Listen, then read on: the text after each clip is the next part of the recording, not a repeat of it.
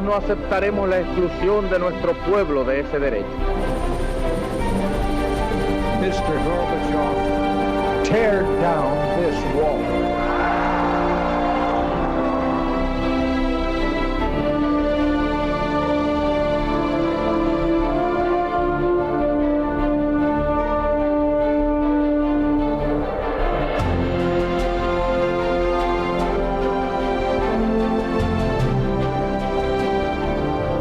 Buenas noches, señoras y señores, bienvenidos a Tiempos Modernos. Una de esas fechas que tienen una significación especial en la historia, esa es la de 1453. La caída de Constantinopla en poder de los otomanos representó el fin del Imperio Romano y de la Edad Media en Europa. Un hecho que estremeció a todo un continente y a toda una civilización. Aunque enormemente transformado, el Imperio Bizantino, que cayó mediado del siglo XV, era el heredero del Imperio Romano, que había sobrevivido al ataque que sucumbiera en finales del siglo V. Durante la segunda mitad de la Edad Media había atravesado un sinfín de avatares y de su antiguo esplendor quedaba poco ya en el siglo XV, pues había sido asaltada por los cruzados y por los ataques procedentes de los estados musulmanes en Oriente Próximo y el norte de África, ante los que la cristiandad occidental había permanecido indiferente. Mediado el siglo XV, el poder bizantino estaba en su punto más bajo, mientras el otomano se encontraba en su tramo ascendente. Los turcos estaban gobernados por un sultán que contaba con un temible ejército de genízaros, cuerpo militar compuesto por guerreros que habían sido entrenados desde muy tierna edad para la guerra. Constantinopla, cruce de las rutas comerciales entre Oriente y Occidente, principal puerto marítimo en el Mediterráneo Oriental y el Mar Negro y puerta de entrada a Europa, era un objeto obvio para la expansión otomana. La chispa la encendió la pretensión de Constantino XI en 1451 de que el sultán Mehmed II pagase un tributo por la manutención de un pariente retenido en Constantinopla. Enseguida, los ultrajados turcos comenzaron los preparativos para la guerra y los bizantinos hicieron también lo propio. Esta vez sí acudieron tropas procedentes de la cristiandad occidental, genoveses, napolitanos, venecianos y de los estados papales, pero que apenas sumaron un puñado que añadir a los poco más de 5.000 bizantinos que el emperador fue capaz de reunir. Mehmed II, por su parte, concentró unos 100.000 hombres fuertemente apoyados por una numerosa y poderosa artillería. Los turcos, además, amenizaban el asedio con miles de tambores y trompetas que no dejaron de sonar durante todo el sitio. Para estimular el ya de por sí exaltado ánimo otomano, Mehmed II había prometido nombrar gobernador a aquel que coronase primero la muralla y 3 días ininterrumpidos de pillaje y botín al resto de sus tropas. Seguros de su poder, los turcos comenzaron el asedio el 6 de abril de 1453. Prevenidos, sin embargo, de lo que les esperaba, los bizantinos se defendieron exitosamente en las primeras etapas gracias a sus fortificaciones. Las defensas constaban de 3 gruesos anillos de murallas con fosos muy profundos, algunos de hasta 70 metros de profundidad. Los 2 primeros ataques turcos, uno por mar y otro por tierra, fueron repelidos. Los ataques que se sucederían durante las semanas posteriores tuvieron el mismo fin. No faltaron truculentos episodios mutuos de decapitaciones masivas de prisioneros.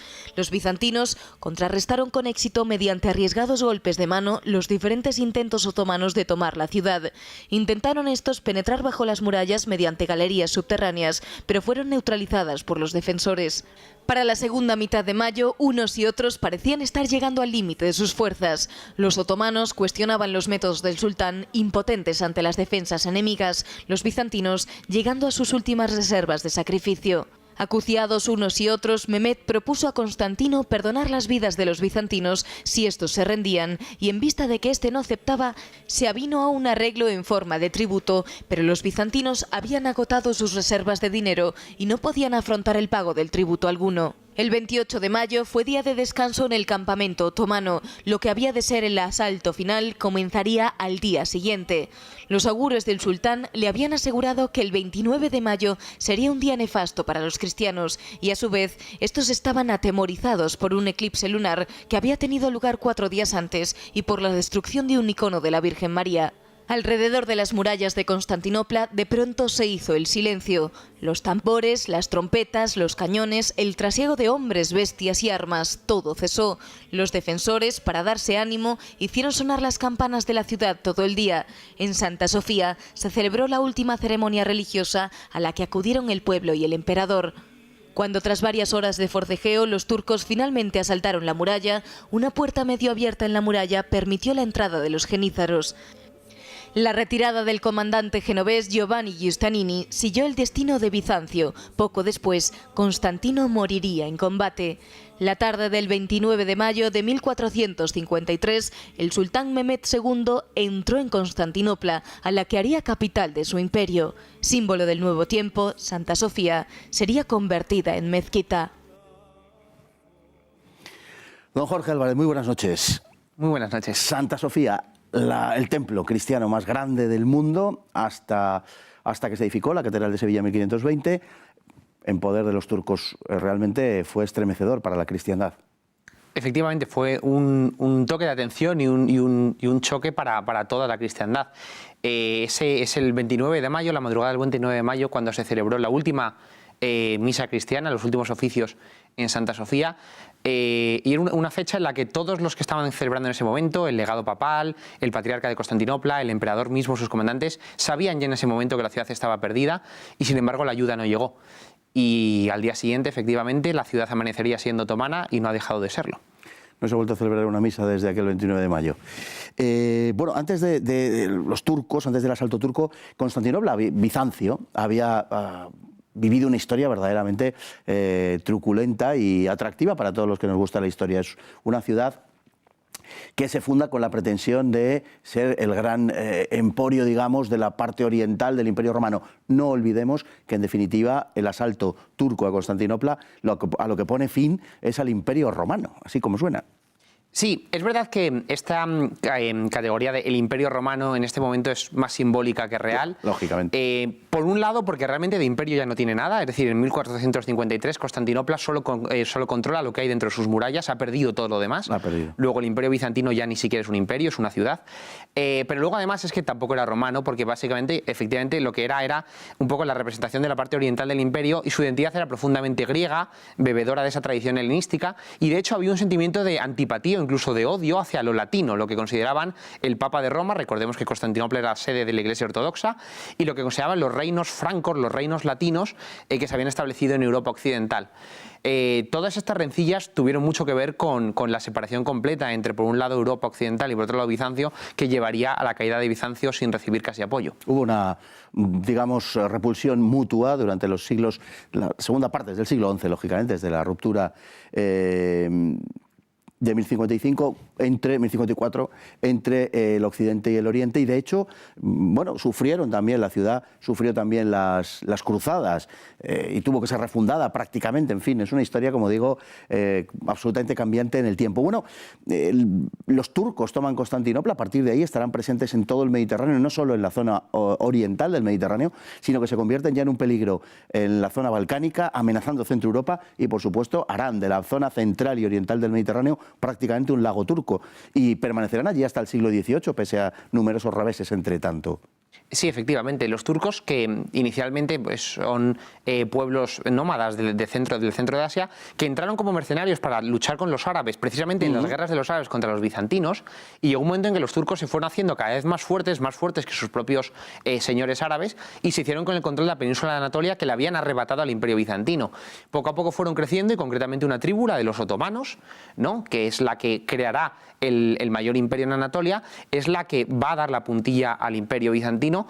De hecho, en 1453, cuando se inicia el asedio, los turcos ya controlaban no solo todas las posesiones de lo que hoy es Turquía, sino que además habían cruzado ya Europa y se habían hecho con el control de gran parte de los Balcanes, rodeando efectivamente a Constantinopla. Luego, la conquista de la ciudad era una obsesión para los sultanes turcos, porque era el broche que faltaba para cerrar ese imperio creciente otomano. El asedio, bueno, lo eran por entonces casi todos, por no decir todos, sobre todo cuando se producía una resistencia desde dentro. El asedio fue extraordinariamente duro, fue muy duro para los dos, para los de dentro y para los de fuera. Algunos elementos de él, como el empleo ya casi masivo, entre comillas, ¿no?, para aquella época, de la artillería, por ejemplo, o la costumbre otomana de hacer ese ruido de trompetas y tambores durante semanas seguidas, lo hicieron todavía, por decir así, más complicado los sucesivos asaltos, y la pelea fue extraordinariamente dura. Sí, fue un asedio largo y cruento, efectivamente. Constantinopla tenía una ventaja y eran sus fortificaciones, tenía unas enormes fortificaciones de mucha calidad, tenía un problema y es que no tenía defensores para esas fortificaciones. La ciudad estaba en ese momento tan en decadencia y era tan pobre que apenas era capaz de reclutar un ejército.